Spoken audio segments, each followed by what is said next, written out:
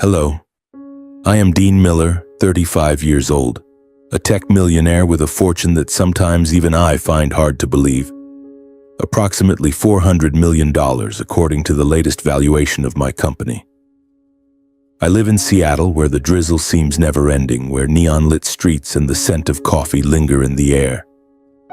My home sits on a hill overlooking Puget Sound, a modern glass and steel mansion where every morning I wake up beside Elena, the wife I love more than life itself, and Mason, our 6-month-old son, a little bundle of joy with eyes as bright as a summer sky.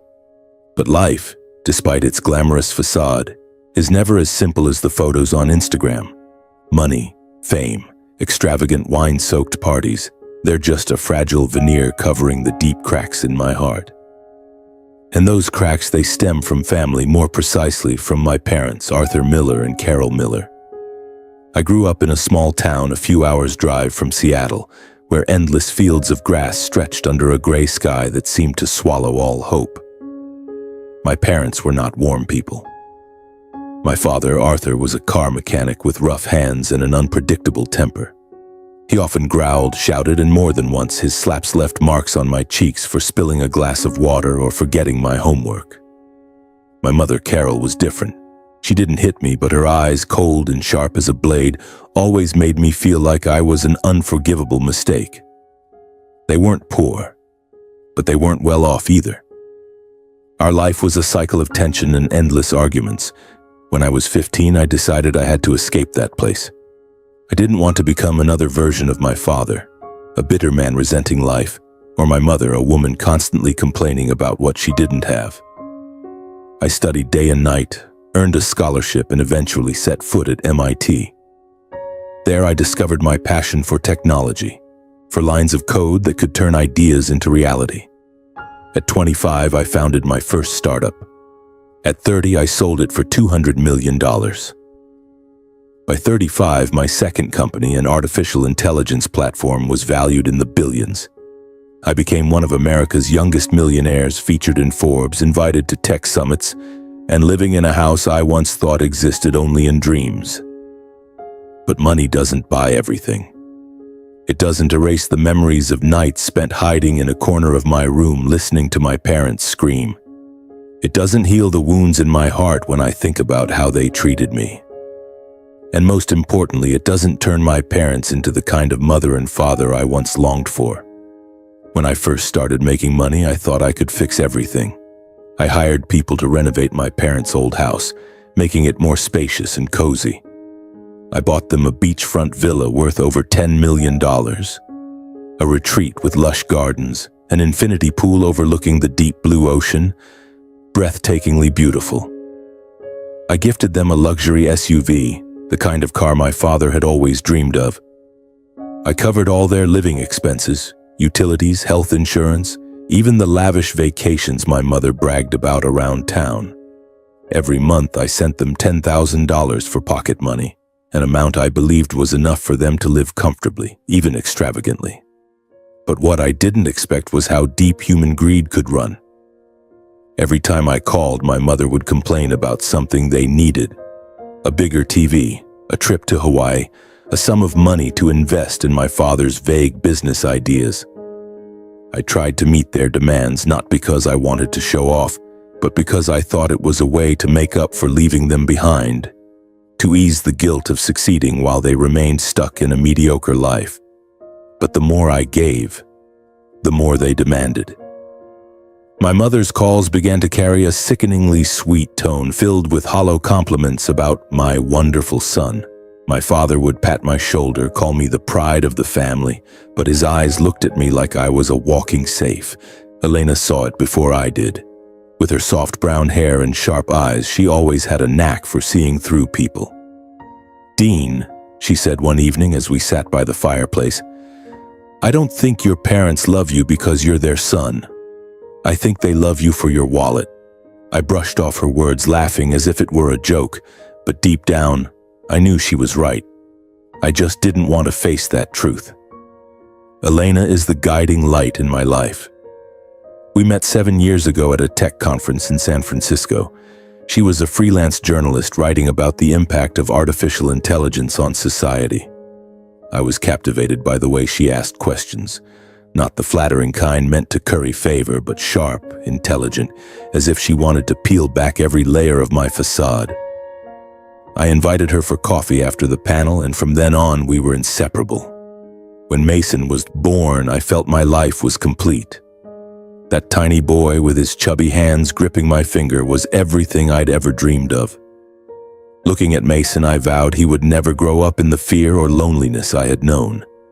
Elena and I spent every spare moment with him, from sleepless nights changing diapers to mornings watching him giggle in his crib.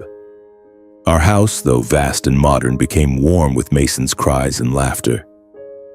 But happiness, I've come to realize, is like a candle burning in the wind. It's beautiful but fragile, and that wind I never expected would come from the very people I called my parents. That Thanksgiving, we decided to visit my parents in the old town. I wasn't thrilled about it, but Elena convinced me. They're family, Dean. No matter what, they're your parents, and Mason should meet his grandparents. I nodded, though my heart felt heavy. I didn't want Mason to grow up not knowing his grandparents, but the thought of facing my parents made me feel like that 10-year-old boy again, cowering in a corner. The trip was meticulously planned. We drove over 3 hours, bringing a suitcase full of toys and diapers for Mason. My parents' house, where I grew up, had been renovated with my money. It was no longer the rickety wooden house with moss-covered shingles, but a bright 2-story home with new furniture and a garden my mother boasted was her masterpiece. Yet stepping inside, I still felt the familiar chill, as if the walls held memories of those old days. My mother hugged me too tightly, too long, with a smile so radiant I wasn't sure if it was genuine.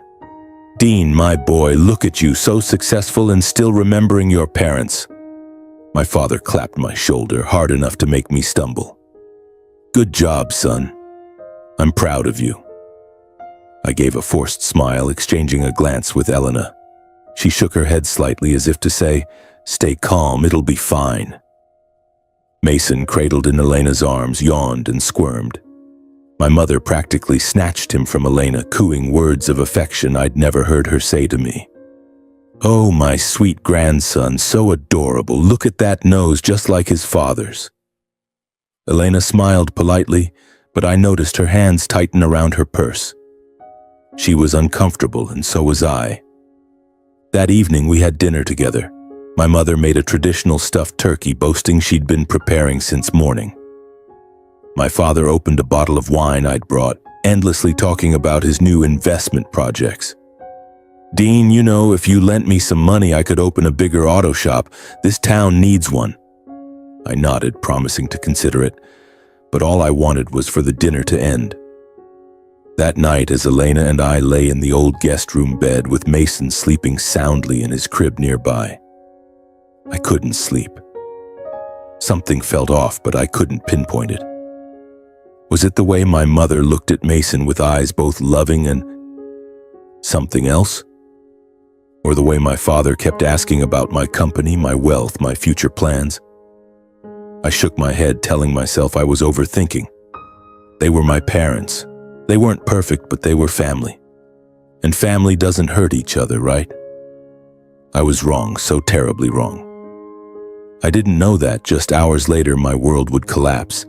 I didn't know that the candle of my happiness was about to be snuffed out, and the ones I called my parents would be the wind that extinguished it. The next morning, my wife and I woke up to breathe in the fresh air of the suburbs. As I went downstairs, I saw my mother bustling in the kitchen, preparing special dishes for lunch. My father was sitting in the living room reading the newspaper, and upon seeing me, he rushed over to pull me out to the backyard to show off his gardening project. In reality, just a few stunted chrysanthemum beds.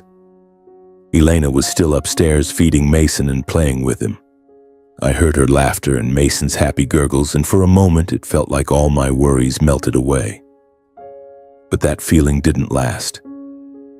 As lunchtime approached, my mother suggested we go out to buy some kitchen supplies at a convenience store 15 minutes away by car.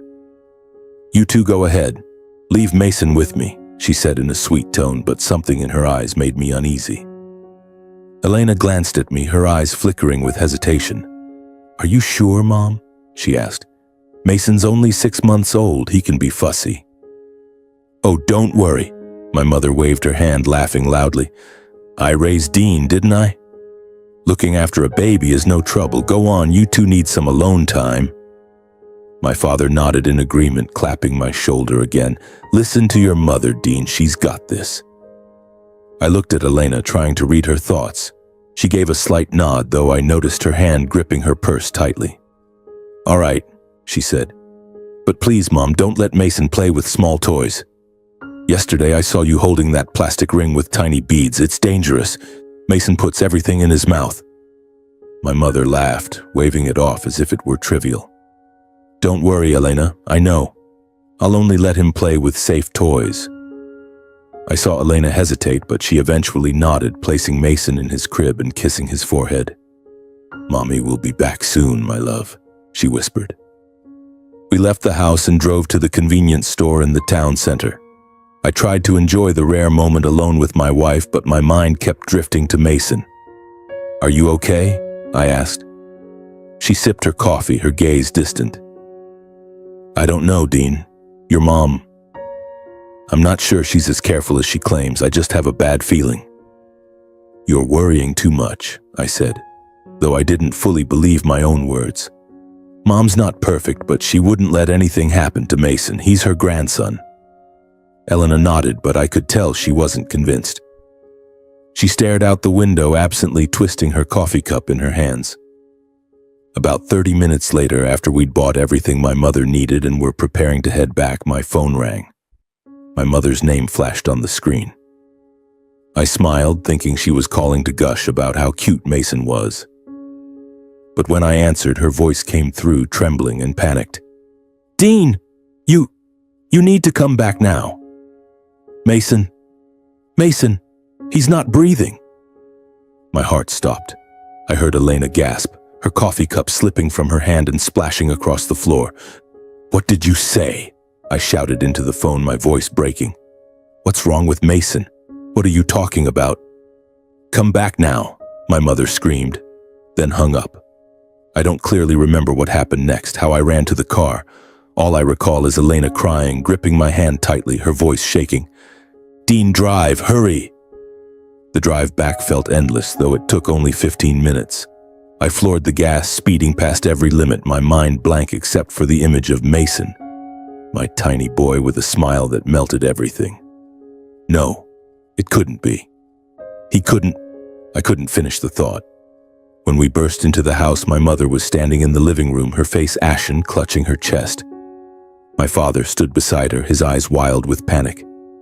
"Dean, Elena, I don't know what happened," my mother stammered, tears streaming down her face.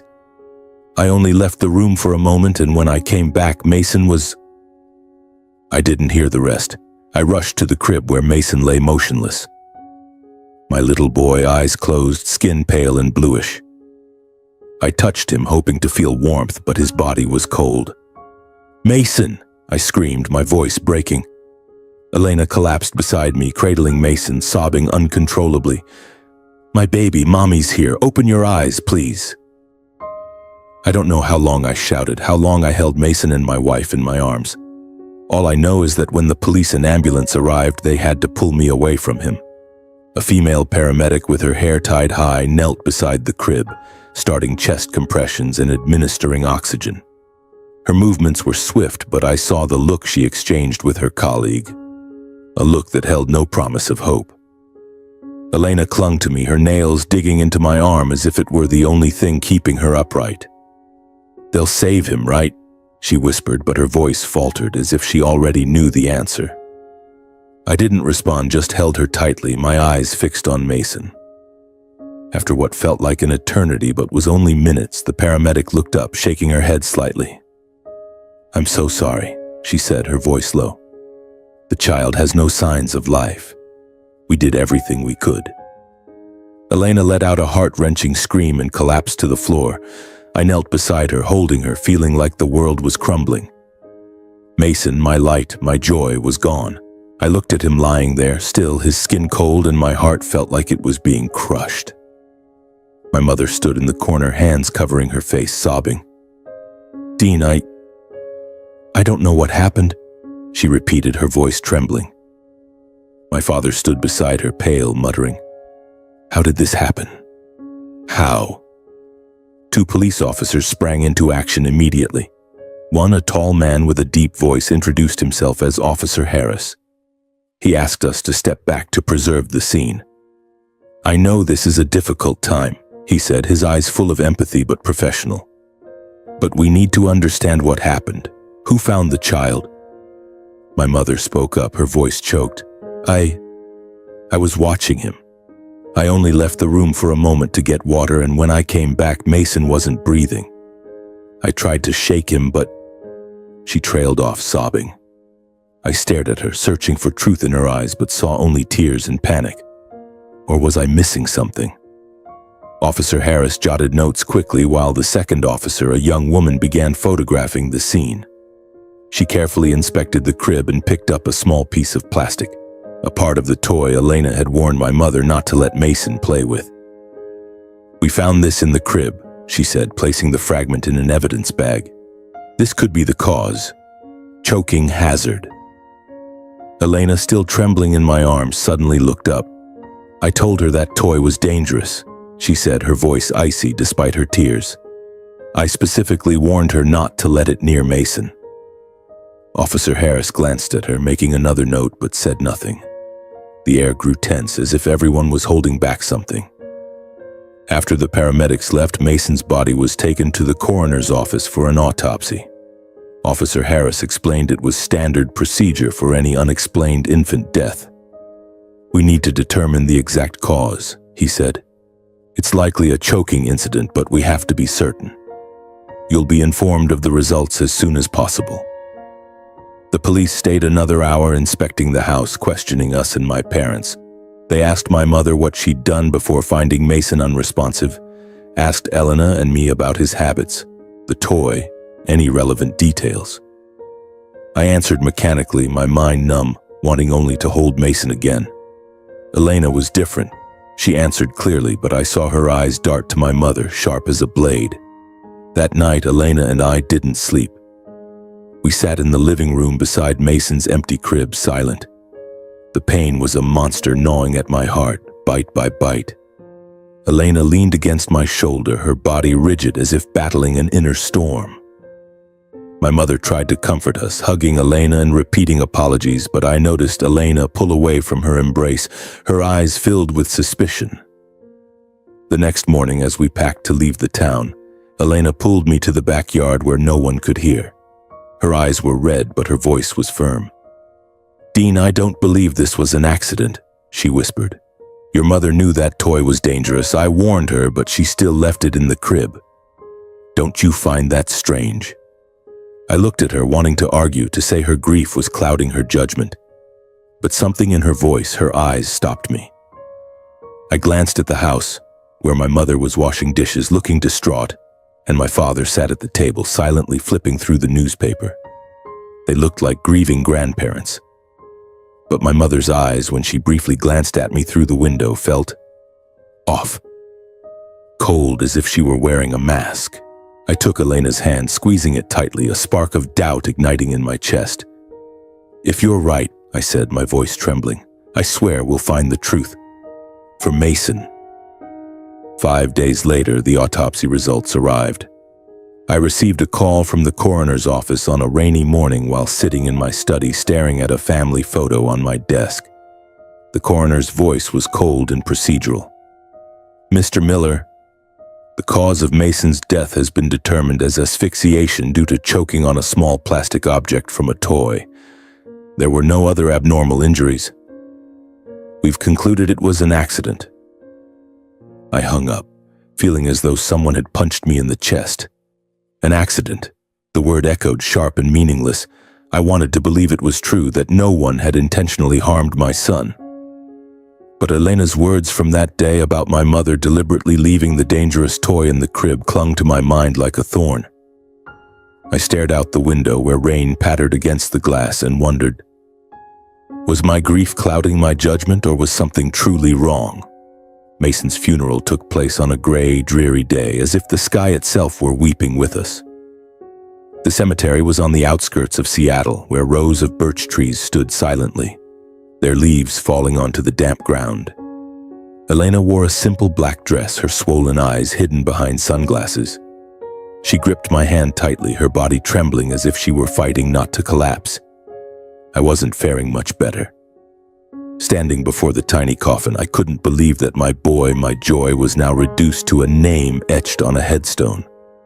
My parents were there, standing a few steps away. My mother sobbed loudly, drawing the attention of those around us.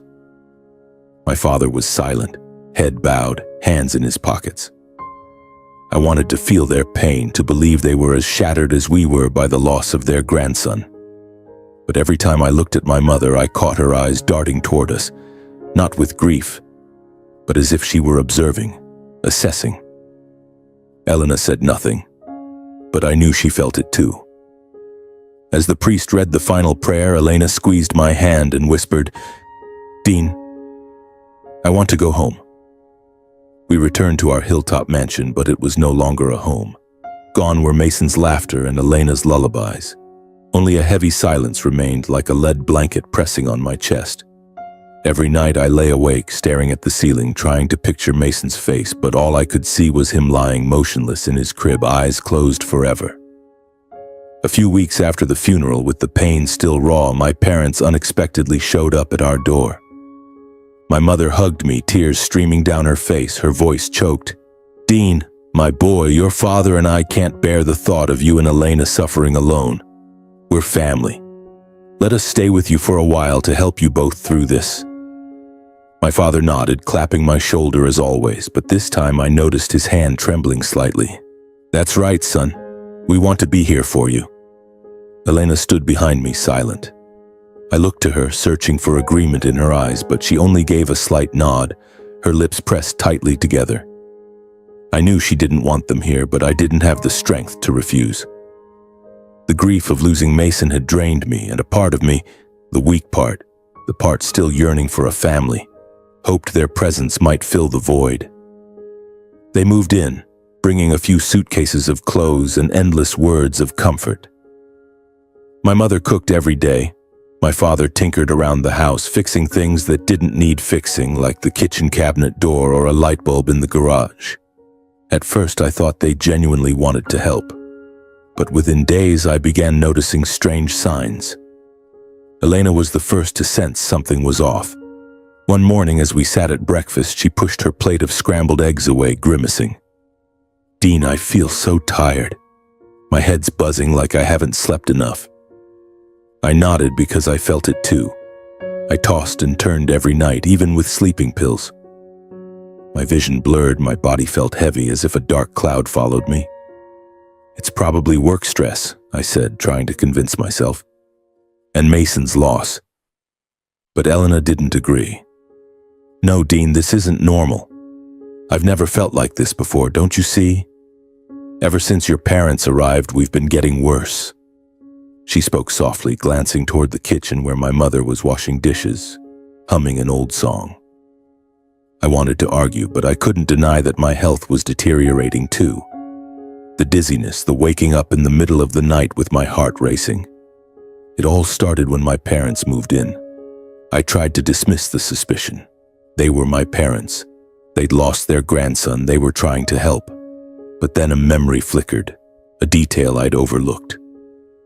A few days earlier, I'd overheard my mother on the phone in the living room, her voice low and urgent. I know, but we need more time. I'll handle it." When I walked in, she quickly hung up, smiling as if nothing had happened. "Just an old friend, dear," she said, but her eyes avoided mine. Doubt began to gnaw at me, but I wasn't ready to face it. Not until one morning when everything changed forever. We were driving to an appointment with a therapist, a desperate attempt to cope with Mason's loss. Elena sat beside me, silent, her hands clasped tightly. The winding mountain road stretched ahead, with steep cliffs on one side and lush pine forests on the other. I was telling her about a new project at work, trying to lighten the mood, when suddenly the car jolted. The brakes failed. I pressed the pedal hard, but it went soft, useless. "Dean!" Elena screamed, grabbing the door handle. I swerved the steering wheel, trying to keep the car on the road, but it careened toward the edge at terrifying speed. The screech of metal rang out as we hit the guardrail, the car flipping onto its side. My head slammed against the window, pain shooting through me. Elena screamed, then everything went dark. When I came to, I was lying on a stretcher, the flashing lights of an ambulance cutting through the rain. Elena sat beside me, her head bandaged, her face covered in scratches. "Are you okay?" she whispered, her voice trembling. I nodded, though my left leg throbbed as if it were broken. Later, doctors confirmed I had a fractured femur, while Elena had a mild concussion and some superficial wounds. We were lucky to survive, but as I lay in the hospital bed looking at Elena's pale face, I knew this was no random accident. The days that followed were an endless string of pain and suspicion. I was discharged from the hospital with a crutch and a long list of painkillers. Elena, despite her lingering headaches from the concussion, insisted on caring for me. But both of us knew that our physical wounds weren't the worst of it. The suspicion about my parents, people I once thought, despite their flaws, were still family, was eating away at us every minute. My parents remained in our home, continuing their act of a loving family. My mother prepared lavish meals, constantly asking about my and Elena's health, while my father lingered in the garage, claiming he wanted to check the replacement car provided by the insurance company after the accident. "Let me handle it, son," he said, patting my shoulder with a smile I no longer trusted. "You rest." But I couldn't rest. Every time I looked into my mother's eyes, I saw that cold gaze, one I'd once convinced myself was just my imagination. Every time my father patted my shoulder, it felt like he was sizing me up, like I was prey being hunted. And our health, Elena's and mine, kept deteriorating. The dizziness, insomnia, and inexplicable fatigue persisted. I began to wonder, was this really just stress or something far worse? Suspicion was no longer a small thorn, it was a blazing fire in my chest. I started noticing every detail. The way my mother insisted on cooking for us, the way my father frequently went to the garage to check something. I thought back to the accident, the brakes failing, the steering wheel shaking, and a horrifying possibility flashed in my mind. Had my father tampered with my car? The opportunity came one evening when I struck up a conversation with our neighbor, Mr. John. He was an elderly man living alone with a state-of-the-art security camera system surrounding his house. "Dean, I heard about the accident," he said, his voice full of concern. "Are you and Elena okay? You're lucky to be alive." I nodded, forcing a weak smile. "Thanks, John, just bad luck, I guess." Then I remembered his cameras pointed directly at our garage. "Hey, John," I said, keeping my voice calm, "did your cameras catch anything the night before the accident? I mean, around our garage?" John raised an eyebrow but didn't press further. "Let me check." I hobbled after him, each step with the crutch a challenge, but the adrenaline coursing through me dulled the pain. In John's small living room, we reviewed the security footage. The images were clear. My father opening the hood of my car, leaning over it for over 20 minutes, then walking away as if nothing had happened. My blood rushed to my head, my heart pounding. "Can you send me this video?" I asked, my voice trembling. "Of course, Dean," John said, his eyes filled with worry. "You okay? Is something wrong?" I shook my head, not wanting to drag him into this dangerous web. "Just need to check some things." "Thanks, John."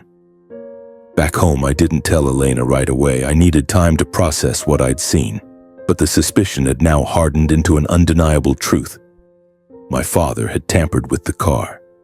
And if Elena was right, if my mother had deliberately placed that toy in Mason's crib, then we were living with monsters. I decided to act quietly.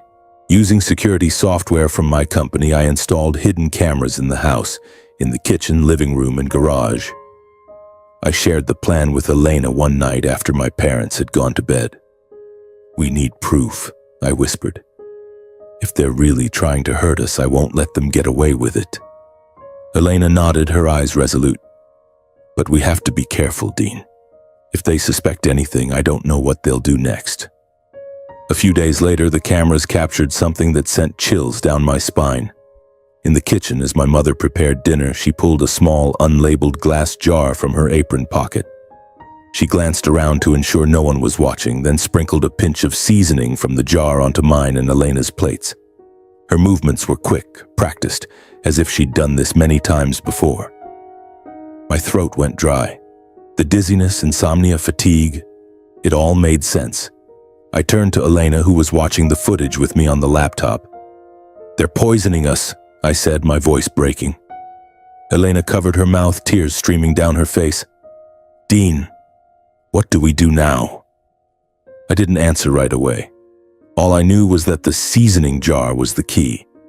The next day, while my parents were out, I retrieved the glass jar from the kitchen cabinet, carefully extracted a small sample of the powder inside, and took it to a private lab I knew through my company. "Test this," I told the lab manager, "and do it as fast as possible." The results came back 3 days later, confirming my worst fears. The substance in the jar was a slow accumulating poison that caused liver and neurological damage with prolonged exposure. It was nearly undetectable without specialized testing. I sat in my office staring at the report, feeling like the world was collapsing again. My parents, the people who raised me, had not only deliberately killed my son, but were now trying to kill Elena and me. For money, for their bottomless greed. I clutched the paper, my heart aching, but a fire of determination blazed within me. "They'll pay," I whispered to myself. "For Mason, for everything." The lab report lay on my desk like a silent indictment. The hidden camera footage from the kitchen showing my mother furtively sprinkling poison, the video from John's security system capturing my father tampering with our car before the accident, and the death of my son on that Thanksgiving at my parents' house. All were pieces of a horrifying truth. My parents, the people I once called family, had killed my son and were now trying to kill Elena and me. For money. For their insatiable greed, I sat in my office staring at the evidence before me, feeling as if my heart were being crushed. Elena stood beside me, her hands trembling but her eyes resolute. "Dean, we can't wait any longer," she said, her voice low but firm. "We have to confront them for Mason." I nodded, though every breath felt painful. "I know," I whispered, "but we need to do this right. We need the law on our side." I contacted Sarah Bennett, a skilled criminal attorney in Seattle I'd met through a business partner.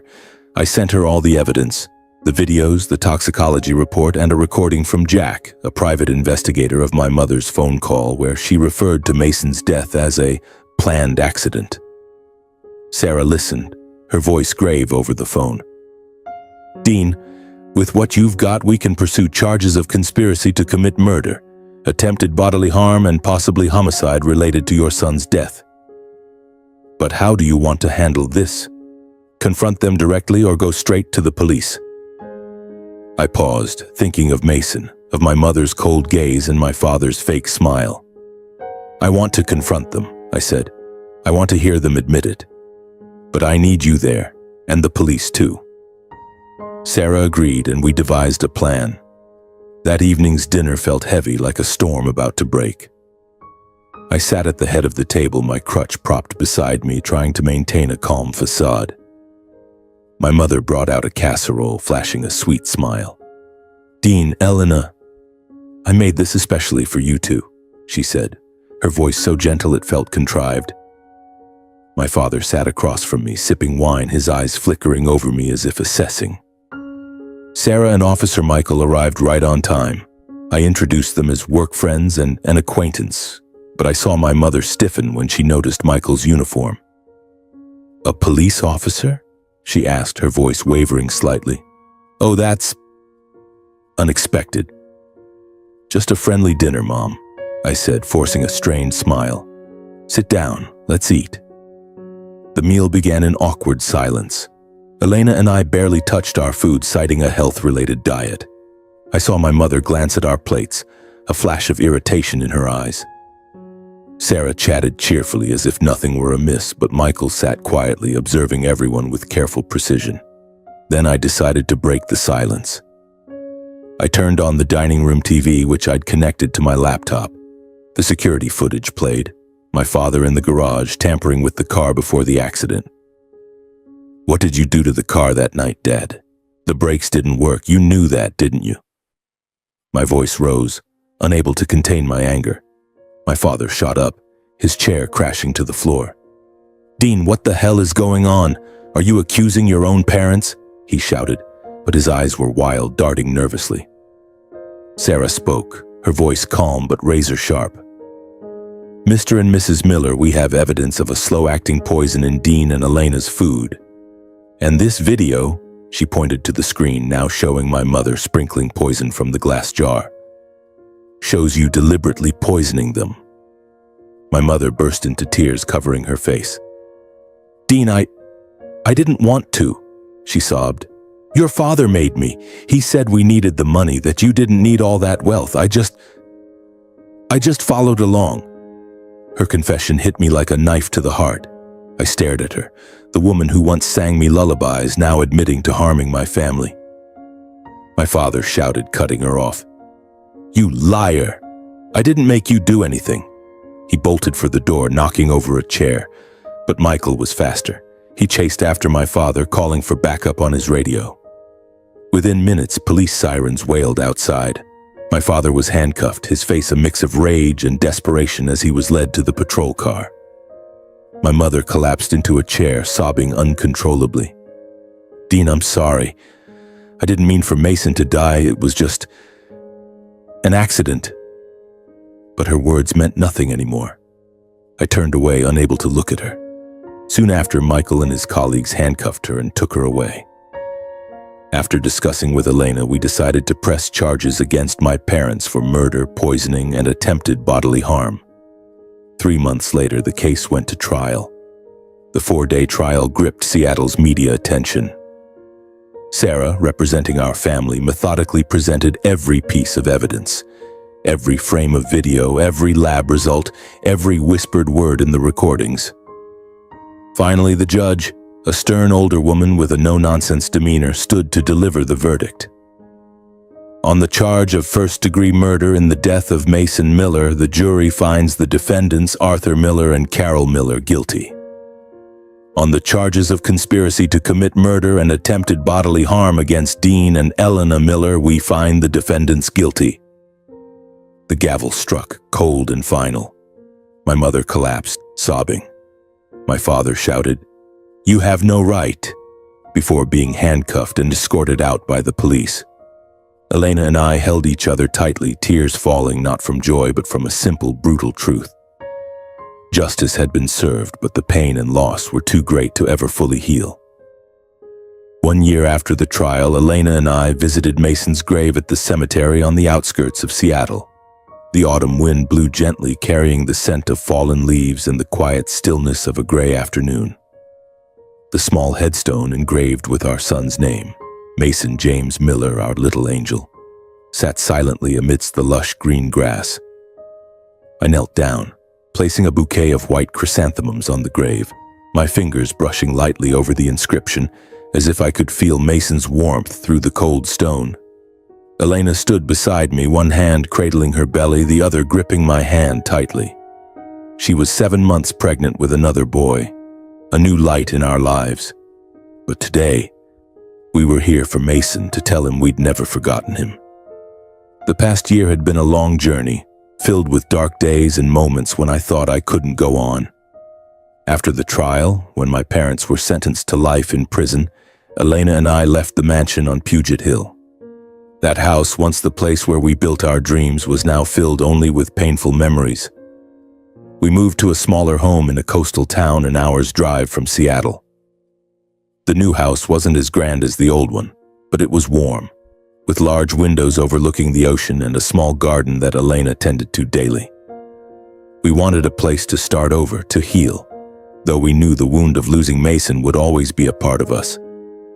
I cut off all contact with my extended family on my parents' side. The relatives who had supported my parents, who called me a traitor during the trial, were now just faded names in my memory. I realized that family isn't about blood. It's about those who love and protect you.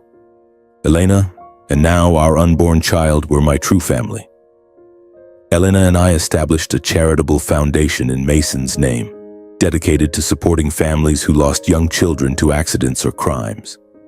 We organized workshops to raise awareness about child safety, from choosing safe toys to inspecting living environments. Each time I stood before a group of parents, I shared Mason's story, not to reopen the wound, but to remind them that every child deserves protection. Elena often stood by my side talking about warning signs like the cold look in my mother's eyes or the small details we'd overlooked. "Trust your instincts," she always said, her eyes shining with determination. The foundation wasn't just a way to keep Mason's memory alive. It was a lifeline out of the darkness. There were days when I woke up feeling like I couldn't breathe, thinking of my boy, but every thank you letter from a family we helped, every smile from a protected child gave me a reason to keep going. Today, standing at Mason's grave, Elena wore a loose sweater that concealed her rounded belly. "Do you think this little one will be like Mason?" she asked, her voice soft but full of hope. I looked at her, seeing the light in her eyes, and smiled. "I think so," I said. "He'll be just as wonderful as his big brother, and we'll protect him no matter what." I thought of the name we'd chosen for our unborn child, Liam, a simple name meaning strong protector. We wanted Liam to grow up in a safe world, free from the shadows Mason had endured. I placed my hand on Elena's belly, feeling a gentle kick from Liam, and my heart warmed. "You'll be our new joy, Liam," I whispered, "and we'll tell you about your brother so you know how amazing Mason was." Elena leaned her head on my shoulder, tears streaming down her face, but she smiled. "Mason's watching us, Dean. I know he's smiling." I nodded, my throat tight. I pictured Mason with his eyes bright as a summer sky, somewhere up above, watching over us. And I knew, though the pain would never fade, we would keep living, for him, for Liam, and for ourselves. As we left the cemetery, a rare ray of Seattle sunlight broke through the clouds, illuminating the path ahead. I held Elena's hand, walking slowly, my crutch now replaced by a small cane. Our lives had changed forever, but I'd learned a bitter lesson: greed can destroy even the most sacred bonds. I resolved to live more simply, focusing on what truly mattered: Elena, Liam, and Mason's memory. We didn't need a lavish mansion or Forbes recognition. We only needed each other and a home filled with love. As our car rolled along the coastal road, Elena played an old lullaby, the one she used to sing to Mason. Her voice was soft, resonating in the quiet space, and I felt a spark of hope creep into my heart. Mason would always be a part of us, and Liam would be our new light, guiding us through the darkness.